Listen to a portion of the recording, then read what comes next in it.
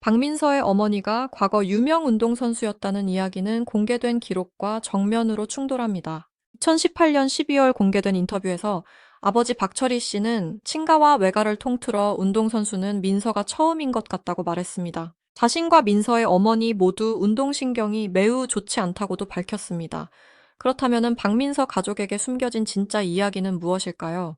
화려한 국가대표 출신 어머니의 비밀이 아니라 운동선수 한 명 없던 집안에서 외동딸의 불가능해 보이는 꿈을 끝까지 지켜낸 부모의 시간입니다. 그리고 그 뒤에는 실력과 열정이 있어도 여자라는 이유로 다음 팀을 찾지 못했던 더 큰 비극이 숨어 있었습니다. 시간을 2016년 8월 26일로 돌려보겠습니다. 장소는 서울 장충 리틀 야구장이었습니다. 두산 베어스기 전국 리틀 야구 대회에서 성동 구리틀 야구단은 서대문 구리틀 야구단을 상대했습니다. 성동은 2회까지 0대9로 뒤지고 있었습니다. 그 순간 초등학교 6학년이던 12살 박민서가 타석에 들어섰습니다. 박민서는 상대 투수의 공을 받아쳐 리틀 야구 규격 75m 담장을 넘기는 2점 홈런을 만들었습니다. 팀은 이때 제비로 콜드패했지만 그날 성동이 얻은 유일한 2점은 박민서의 방망이에서 나왔습니다. 이 홈런은 단순한 한 경기의 기록이 아니었습니다.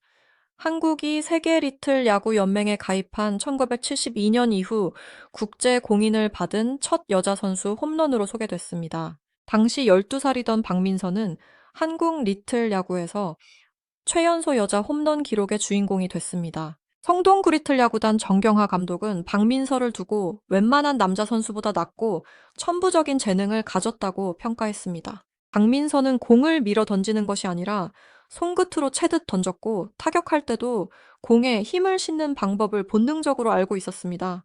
하지만 이 재능은 유명 운동선수 부모에게서 물려받은 결과가 아니었습니다. 아버지 박철희 씨가 직접 밝힌 내용에 따르면 집안에서 운동선수의 길을 걸은 사람은 사실상 박민서가 처음이었습니다. 부모는 야구를 좋아해 어린 딸을 경기장에 데리고 다녔지만 딸이 직접 선수가 되겠다고 하자 처음에는 강하게 반대했습니다. 이유는 단순했습니다. 여자아이가 야구를 계속해도 갈 수 있는 길이 보이지 않았기 때문입니다. 공부에 집중하라는 말도 같은 걱정에서 나왔습니다.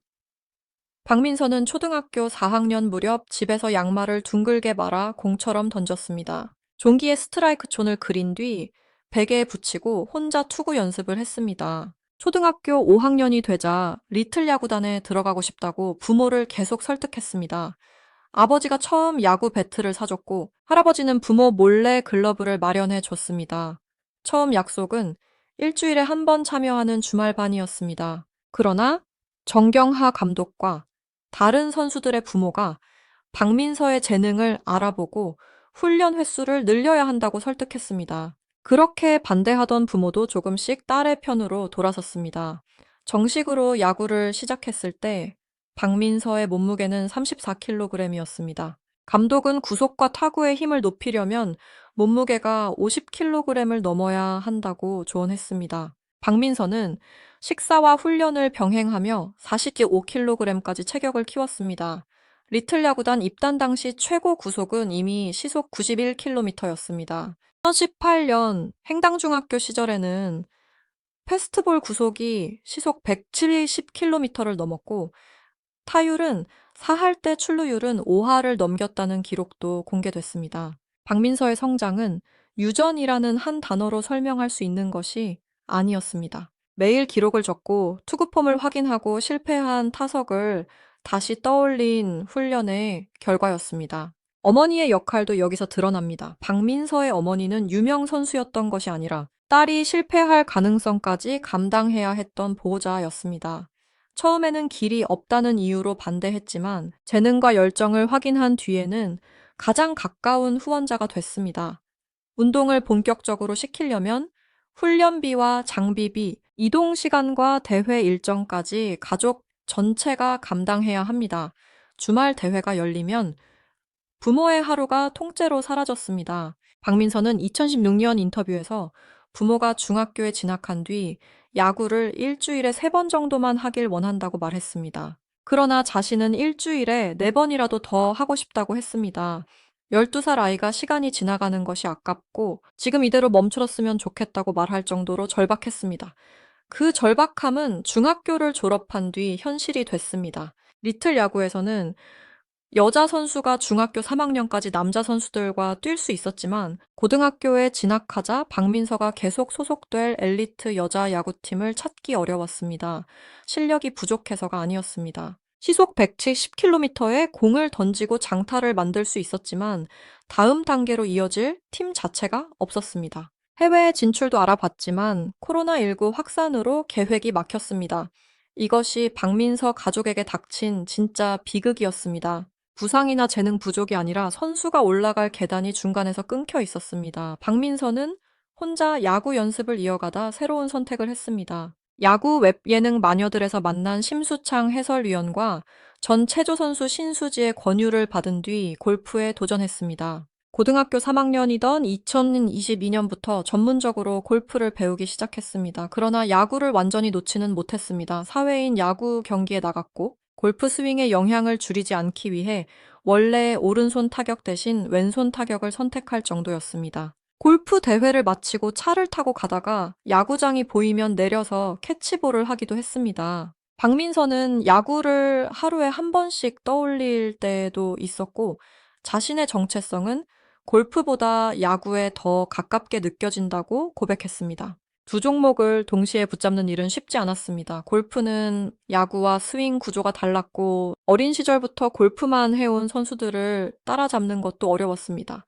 박민서는 그 과정을 초등학생이 고등학교 문제를 푸는 것 같았다고 표현했습니다. 오전에는 쇼트게임을 훈련하고 오후에는 장타 연습을 하며 버텼습니다. 결국 야구를 잠시 내려놓고 골프에 집중해야 했지만 야구로 돌아갈 가능성까지 닿지는 않았습니다. 2019년에는 미국에서 열린 여자야구 대회에 아시아 선수 최초로 초청됐습니다. 당시 15살이던 박민서는 7타수 3안타를 기록했고 13번의 타석에서 9번 출루했습니다. 국내에서 다음 팀을 찾기 어려웠던 선수가 해외 무대에서는 경쟁력을 증명한 것입니다. 이 기록은 부모가 처음 걱정했던 이유가 딸의 능력 때문이 아니었다는 점을 보여줍니다. 문제는 재능이 아니라 기회의 수였습니다. 어머니와 아버지는 딸이 잘할수록 더 어려운 선택을 마주해야 했습니다. 계속 야구를 시키고 싶어도 국내 진학 경로가 불확실했고 해외로 보내려면 비용과 생활 학원 문제까지 함께 해결해야 했습니다. 부모가 처음부터 무조건 찬성하지 못했던 배경에는 바로 이 현실적인 두려움이 있었습니다. 그리고 2025년 11월 미국 여자 프로야구 리그 신인 드래프트에서 놀라운 결과가 나왔습니다. 박민서는 미국 워싱턴에서 열린 공개 테스트에 직접 참가하지 못했지만 중학생 시절의 경기 영상으로 지원했습니다. 뉴욕 팀은 박민서를 6라운드 전체 100비 5순위로 지명했습니다. 거의 3년 동안 야구를 본격적으로 하지 않았던 선수의 과거 영상만으로 프로 지명이 이루어졌다는 사실은 박민서의 기본기가 얼마나 강했는지 보여줬습니다. 박민서는 예전에 야구를 열심히 했던 시간을 조금이라도 인정받은 것 같아 만족한다고 밝혔습니다. 2026년 7월 9일 방송된 채널A 야구 여왕 2 첫 회에서는 그 재능이 다시 눈앞에서 확인됐습니다. 이번 트라이아웃에는 와일 7개 종목에서 308명이 지원했고 사전 테스트를 통과한 18명만 현장 평가에 참가했습니다. 원래 선발 예정 인원은 3명이었습니다. 마지막 조에 등장한 박민서는 내야와 외야 수비를 모두 소화했고 윤성민 코치가 던진 공을 받아 홈런성 타구를 만들었습니다. 피칭 테스트에서는 시속 120km의 공과 안정적인 제구를 보여줬습니다. 블랙 퀸즈 에이스 송가를 상대로 헛스윙을 끌어낸 뒤 삼진까지 잡았습니다. 추신수 감독은 시즌1 때부터 왜 이런 선수를 데려오지 않았느냐는 반응을 보였습니다. 이대형 코치는 박민서의 송구를 본 뒤 더 볼 필요가 없다는 취지로 평가했습니다. 코치진은 박민서를 만장일치 1순위로 선택했습니다. 뛰어난 지원자가 예상보다 많아지면서 최종 선발 인원은 3명에서 5명으로 늘었고 박민서와 최혜빈, 김나영, 김세현, 송민지가 블랙퀸즈에 합류했습니다. 박민서는 단순한 화제성 출연자가 아니라 투수와 야수 강타자의 역할을 동시에 맡을 수 있는 즉시 전력으로 인정받았습니다. 박민서 어머니를 둘러싼 이야기에서 반드시 구분해야 할 것이 있습니다. 공개된 신뢰할 만한 인터뷰에는 어머니가 과거 유명 오히려 아버지는 자신과 아내 모두 운동신경이 좋지 않았다고 분명히 말했습니다. 따라서 확인되지 않은 국가대표 경력이나 특정 종목의 선수 이력을 사실처럼 단정해서는 안 됩니다. 박민서 가족의 감동은 유명인의 혈통에서 나오는 것이 아닙니다. 처음에는 반대했지만 딸의 진심을 확인한 뒤 갈 곳 없는 길에서도 함께 버텨준 평범한 부모의 선택에서 나옵니다. 숨겨진 비극 역시 가족의 자극적인 사건으로 꾸며낼 필요가 없습니다. 12살에 75m 홈런을 치고 중학생 때 시속 110km를 던진 선수가 고등학교에 올라가자 소속팀을 찾지 못했습니다. 일본 진출을 준비했지만 코로나19가 길을 막았습니다.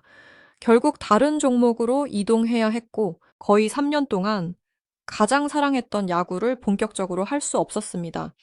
이것이 숫자와 기록으로 확인되는 박민서의 진짜 상처입니다. 이제 박민서는 야구 여왕 최후에서 다시 공을 던지고 있습니다.